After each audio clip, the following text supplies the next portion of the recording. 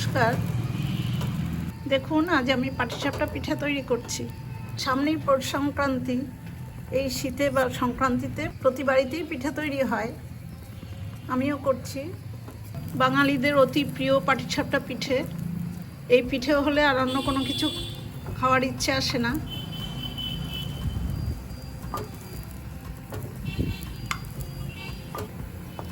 এই পাটিসাপটা পিঠে আমি আমার মার কাছ থেকেই শিখেছি। আমার এই পিঠে তৈরির রেসিপিটা এখন আমি আপনাদের সাথে শেয়ার করব। পাটিসাপটা পিঠে করবার জন্য আমি প্রথমেই দেখুন পুর তৈরি করে নেব। পুরটা নিজেরা ঘরে তৈরি করে নিলে বেশি টেস্টি হয় পিঠেটা। অনেক সময় কেনা পুর দিয়েও করা যায়। আমি 1 লিটার ফুল ক্রিম দুধ জাল করে করে দেখুন অনেকটা ঘন করে নিয়েছি। এবার একদম লো হিটে আমি খেজুরে গুড় দেবো। এই সময় তো গুড়েরই হয় পিঠে, শীতকালে গুড় দিয়েই করতে হয়।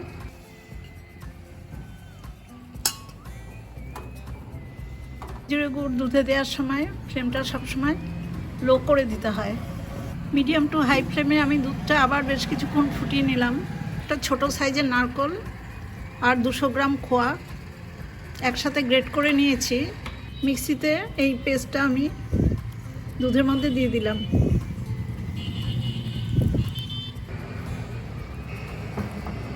মিডিয়াম ফ্লেমে দেখুন দুধটা খোয়া ক্ষীর আর নারকেল দিয়ে আবার ভালো করে জাল করে নিয়েছি।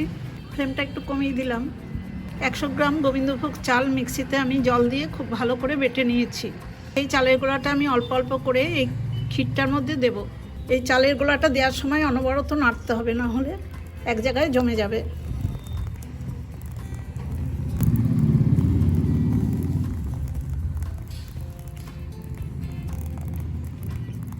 গ্রাম চালের গোলাই আমি দিলাম। যেটুকু পাতলা আছে ওটা ভালো করে জাল করে করে আমি শুকিয়ে নেব। মিডিয়াম ফ্লেমে প্রায় 10 মিনিট মতো দেখুন আমি জাল করে নিয়েছি। অনেকটা শুকিয়ে গেছে। এখনও আরও কিছুক্ষণ আমি জাল করে একদম শুকিয়ে ফেলবো। একদম হয়ে গেছে, কড়াই থেকে ছেড়ে আসছে। এই অবস্থায় আমি একটা থালায় এই পুরটাকে ঢেলে দেবো। এই থালাটাতে আমি একটু ঘি ব্রাশ করে নিয়েছি, সেই থালাতেই আমি পুরটা ঢেলে দিলাম। একটু এইভাবে ট্যাপ করে দিলাম, সব জায়গাটা সমান হয়ে যাবে। এখন আমি এই পুরটাকে ঠান্ডা করে নেব।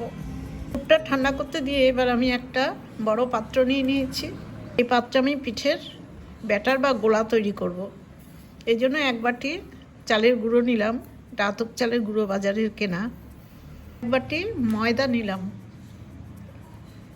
1 কাপ গোবিন্দভোগ চাল মিক্সিতে ভালো করে জল দিয়ে বেটে নিয়েছি। এই চাল গোলাটাও দিয়ে দেবো। 1/2 চামচ লবণ দিলাম। 500 ml দুধ কাছে রেখেছি, যতটুকু দরকার আস্তে আস্তে দুধটা দিয়ে একটা গোলা তৈরি করব।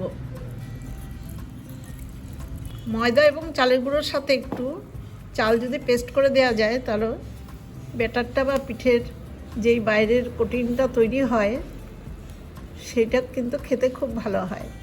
এবার অল্প অল্প করে দুধ দিয়ে আমি পুরো গোলাটা তৈরি করে নেব। গোলাটা এরকম হয়েছে। এই অবস্থায় আমি খেজুরের গুড় দেব।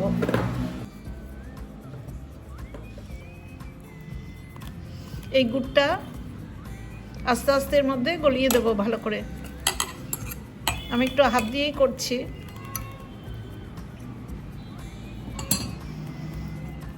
এখনই আর আমি দুধ দিলাম না, কারণ গুড়টা গলার পরে আরেকটু পাতলা হয়ে যাবে।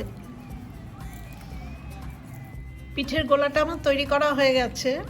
গুড়টা খুব ভালোভাবে মিশিয়ে দিয়েছি। আমার 500 ml দুধই দরকার হয়েছে। ঠিক দেখুন কনসিস্টেন্সিটা এরকম হবে। এই সময় আপনারা মিষ্টির পরিমাণটা নিজেদের পছন্দ মতো দিতে পারেন। পুরটা যেমন খুব টেস্টি করে তৈরি করতে হয়, তেমনই পাটিসাপটা পিঠের বাইরের কোটিংটাও খুব স্বাদের হতে হয়। তা না হলে কিন্তু পিঠেটা খেতে ভালো লাগে না। 10 মিনিট মতো এই ব্যাটারটা একটু রেস্টে রেখে তারপর পিঠেগুলো তৈরি শুরু করব। পিঠেগুলো তৈরি করবার জন্য দেখুন আমি গ্যাসের উপরে লোয়ের থেকে একটু বেশি আছে একটা ফ্রাই প্যান বসিয়ে দিয়েছি ছোট। আর একটা ছোট বাটিতে 1 চামচ গাওয়া ঘি আর 1 চামচ সাদা তেল নিয়েছি। তেল ঘিটা আমি ফ্রাই প্যানে ব্রাশ করব। ব্রাশটা কিন্তু আমি একটা বেগুনের বোটা দিয়ে করব। এই দেখুন, একটা বেগুনের বোটা নিয়েছি, এটা দিয়ে ব্রাশ করলে কিন্তু আমার মনে হয় খুব সুবিধা হয়। আমার মার কাছ থেকে আমার এই পিঠের শেখা। উনি এরকম বেগুনের বোটা দিয়েই তাওয়াতে লাগাতেন। ঘি আর তেল ব্রাশ করে নেওয়ার পর আমি ফ্রাই প্যানে এক হাতা ব্যাটার দিয়ে দিলাম পিঠের। দেওয়ার সাথে সাথেই কিন্তু আমার ব্যাটারটা পুরো প্যানটাতে ঘুরিয়ে দিতে হবে, একদম গোলভাবে। দেখুন সুন্দর করে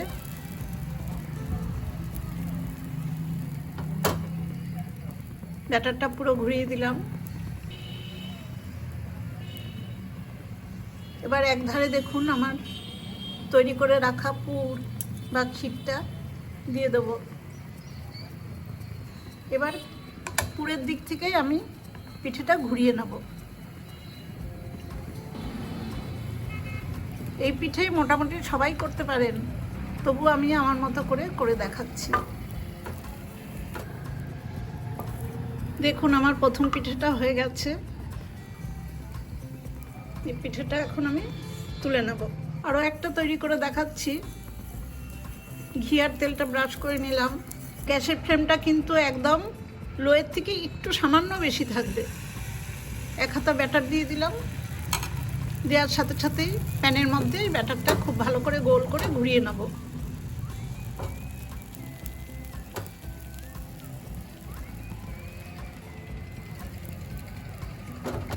ঘুরিয়ে নেওয়া হয়ে গেছে।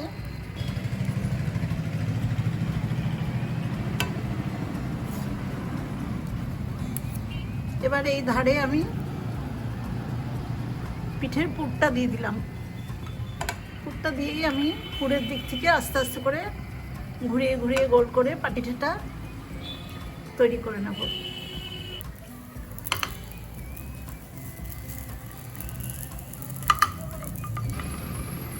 দেখুন আমার দ্বিতীয় পিঠেটাও হয়ে গেল। এই পিঠেটাও আমি তুলে নেব। এইভাবে আমি একটা একটা করে সবকটা পিঠেই করে ফেলবো। পাটিসাপটা পিঠেগুলো সব তৈরি হয়ে গেছে। আমি একটা প্লেটে সার্ভ করে দিচ্ছি।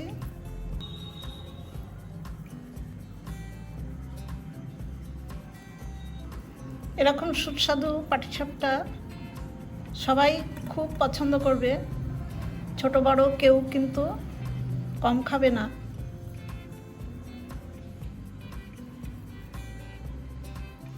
আপনারা এইভাবেই তৈরি করবেন। শীতকালে অনেক পিঠের মধ্যে পাটিসাপটাটাই একদম এক নম্বরে আসে। নিজের তৈরি করা পুর দিয়ে পাটিসাপটা। এখন কিন্তু দোকানেও পাটিসাপটা কিনতে পাওয়া যায়, কিন্তু সেই পিঠে আর ঘরের তৈরি পিঠের অনেক আলাদা। আমি একটা আপনাদের ভেঙে দেখাচ্ছি।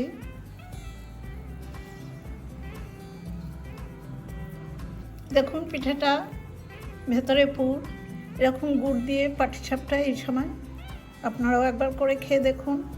আমার এই পিঠে তৈরি করার রেসিপিটা দেখে আপনাদের যদি ভালো লাগে তাহলে আমার ছোট্ট চ্যানেলটাকে সাবস্ক্রাইব করে আমার পাশে থাকবেন। বেল আইকনটাও প্রেস করে দেবেন, লাইক করবেন, শেয়ার করবেন আর কমেন্টস করে জানাবেন কেমন হলো। সবাই খুব ভালো থাকবেন, সুস্থ থাকবেন। ধন্যবাদ।